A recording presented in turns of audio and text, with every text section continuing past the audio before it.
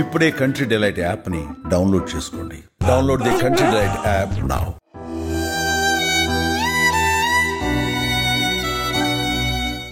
Madam ఇంత ఘోరంగా జరుగుతుంది, ఎట్లా జరుగుతుంది?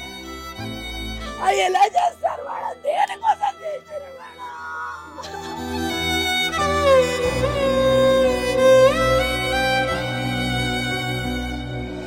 అంటే ఆడపిల్లకి రక్షణ లేదా మేడం?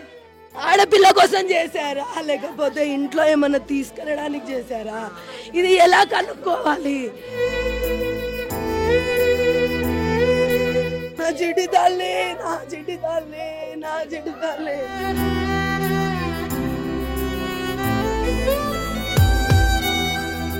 11:30కి టిఫిన్ తీసుకొని వెళ్తాది, ఆ 10కి వచ్చి ఎప్పుడు చేసిపోయిండో ఏమో అర్థమైతే లేదు.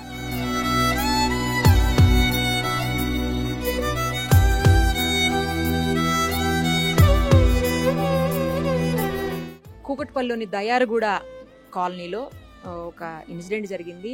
ఏంటంటే సహస్రాణి అనే 12 ఏళ్ల పాపను అత్యంత కిరాతకంగా దారుణంగా హత్య చేశారు. తల్లి తండ్రి ఇద్దరు రేణుకా కృష్ణ కూడా ప్రైవేట్ ఎంప్లాయీస్. తల్లి వచ్చేసి ఒక హాస్పిటల్లో, ప్రైవేట్ హాస్పిటల్లో ఆమె ల్యాబ్ టెక్నీషియన్ గా వర్క్ చేస్తున్నారు.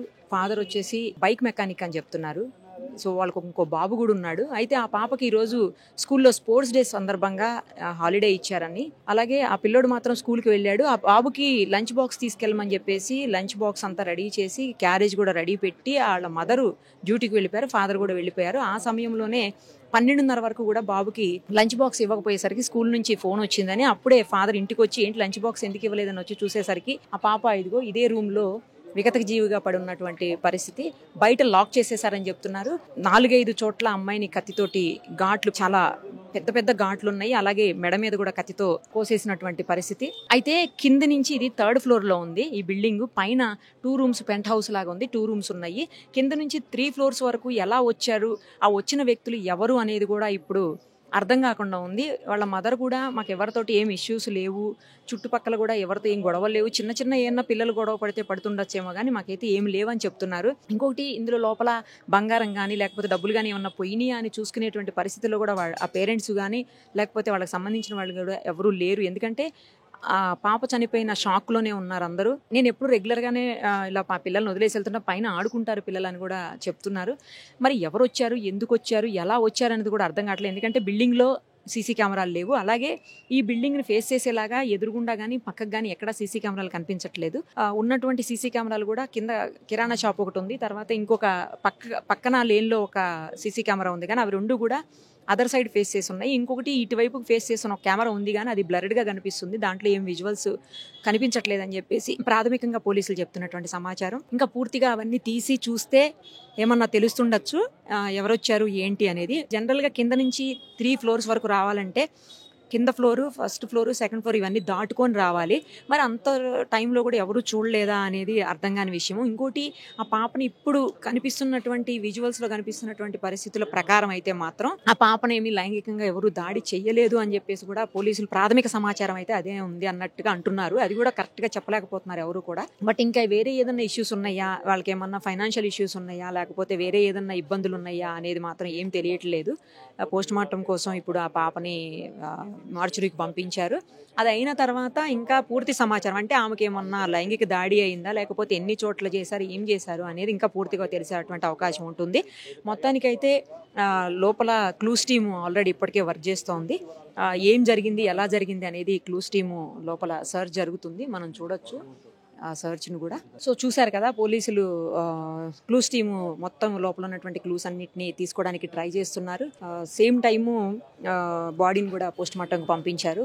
చాలా దారుణంగా, కిరాతకంగా, అనుమానాస్పదంగా పాపని చంపారు. ఎవరు చంపారు, ఎందుకు చంపారు, ఎందుకంటే ఈ మధ్యలో కొన్ని చుట్టుపక్కల వాళ్ళ నుంచి కొన్ని వినిపిస్తున్నది, ఎంతవరకు నిజమో తెలియదు కానీ చుట్టుపక్కలంతా కూడా గాంజా బ్యాచ్ తిరుగుతుంటారు, వేరే వేరే వాళ్ళు ఎవరెవరో తిరుగుతుంటారు, ఇష్టానికి ఎవరు పట్టించుకోరు అని అంటున్నారు. మరి అది ఎంతవరకు నిజమో తెలియదు. పోలీసులు కనుక పూర్తి స్థాయిలో దర్యాప్తు చేస్తే మాత్రం 100% ఈ అనుమానాస్పద మరణానికి కారకులు ఎవరు, ఏం జరిగింది అనేది మాత్రం క్లారిటీగా, క్లియర్గా బయటకు వచ్చే అవకాశం ఉంటుంది. ఒక్కసారి వాళ్ళు తీవ్రమైన దుఃఖంలో ఉన్నారు. తల్లిదండ్రులు, వాళ్ళ బంధువులు అందరూ కూడాను. అసలు మాట్లాడేటువంటి పరిస్థితులు కూడా లేవు. కాకపోతే ఒక్కసారి ట్రై చేద్దాం. ఎందుకంటే అసలు ఏం జరిగింది, వాళ్ళ అనుమానాలు ఏంటి, ఆ పాపకు న్యాయం జరిగే దిశగా వాళ్ళు చెప్పేటువంటి సమాచారం ఏదన్నా పోలీసులకు క్లూ ఇస్తుందా, లేకపోతే ఆ దిశగా ఆలోచించేలా చేస్తుందా పోలీసులు అనే యాంగిల్లో చూడాలంటే మాత్రం వాళ్ళిద్దరూ కొంచెం మాట్లాడితే బెటర్ ఏమోనని అనిపిస్తుంది. ఒకసారి ట్రై చేద్దాము. మాట్లాడితే కనుక మనం కూడా ఏం జరిగింది అనేది కొంతవరకన్నా తెలుసుకునే అవకాశం ఉంటుంది. వాళ్ళ తల్లితోటి, తండ్రితోటి, అలాగే వాళ్ళ బంధువులతోటి మాట్లాడేటువంటి ప్రయత్నం అయితే చేద్దాం ఒక్కసారి. వీళ్ళు ఆడలే మేడం, వాళ్ళ స్పోర్ట్స్ లేదు, వాళ్ళకి స్పోర్ట్స్ జరుగుతుంది అని చెప్పి హాలిడే ఇచ్చారు. లేదు మేడం, 11:30కి టిఫిన్ తీసుకొని వెళ్తాది, ఆ 10కి వచ్చి ఎప్పుడు చేసిపోయిండో ఏమో అర్థమైతే లేదు.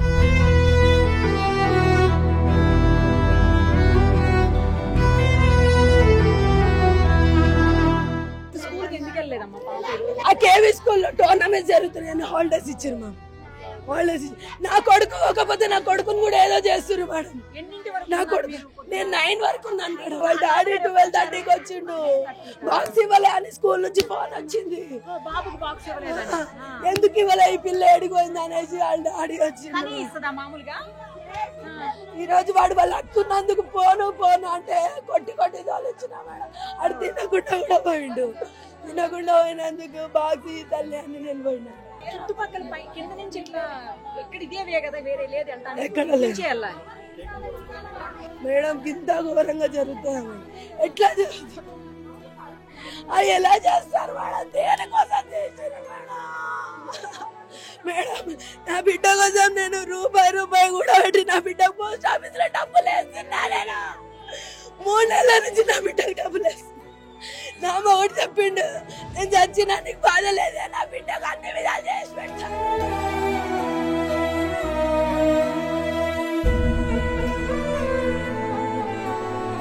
వాళ్ళ డాడీ ఏడ్చుకుంటా నాకు ఫోన్ చేసిండు. బాబు ఎక్కడున్నాడమ్మా? జాగ్రత్త బాబు. ఎలా మేడం? అంటే ఆడపిల్లకి రక్షణ లేదా మేడం? ఆడపిల్ల కోసం చేశారా, లేకపోతే ఇంట్లో ఏమన్నా తీసుకెళ్ళడానికి చేశారా? ఇది ఎలా కనుక్కోవాలి? ఎట్లా చూస్తారు? ఈ కొంపల ఏమి లేవు. మనుషులు మాత్రం వస్తే ఎంక్వైరీలు చేస్తారు. ఇంటికి ఎవరైనా వస్తే, ఇంటికి ఎవరైనా ఉంటే ఈ పొంద రాయే అంటే ఎన్ని రోజులు ఉంటారని అడుగుతారని పోయిందంట. ఇదొకటే దిక్కుండే నాకు. మేడం ఎలా బతకాలి మేడం? వెనకాల ఏం లేదు. పిల్లల్ని వదిలేసి చేసుకోకపోతే ఈ హైదరాబాద్ లో ఎట్లా బతకాలి చెప్పండి? ఇక్కడ నుంచి పోతే ఇక్కడ 10,000 రెంట్లు ఉన్నాయి. మాకు ఇల్లు లేదు, ఏమి లేదు. నా పిల్లల్ని మంచిగా చూసుకోవాలి అని నా మొగుడు నేను తప్ప మేడం ఎంత నా పని నుంచి వదిలిపెట్టేవాడినా మేడం? నా చిటి తల్లి, నా చిటి తల్లి, నా చిటి తల్లి. 5 సంవత్సరాలు అవుతుంది మేడం. 2021 ఉన్నారు మేడం. నా బిడ్డ నుంచి పైన పిల్లల కావాలి. ఎప్పటి కావాలి వస్తాం మేము ఏం చెప్పాలి? మీ పిల్లని అనుకుంటున్నా తోలుకోపా అన్నారు. నా పిల్లని తోలిచ్చి రాళ్ళు. నా పిల్ల కావాలి ఉంటుంది పొద్దు నా పిల్లలకు. నా బిడ్డ పిల్లమ్మా, నా మన్మరాలమ్మా, నా మన్మరాలమ్మా, అమ్మా నాయమ్మ. పిల్ల ఎప్పటి కావాలి ఉంటారంటే నా పిల్లని తోలుకపోయినా నా పిల్ల కావాలి ఉంటుండే.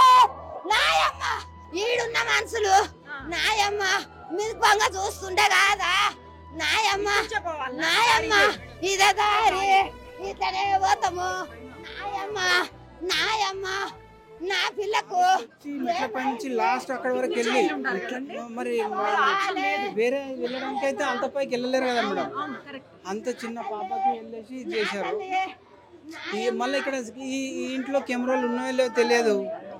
మళ్ళీ సైడ్ లో ఎక్కడ ఉన్నాయో లేదో తెలియదు మేడం, మాకు తెలియదు. పైనే ఉంటాం మేడం. పక్క పర్షన్ దిగువంత.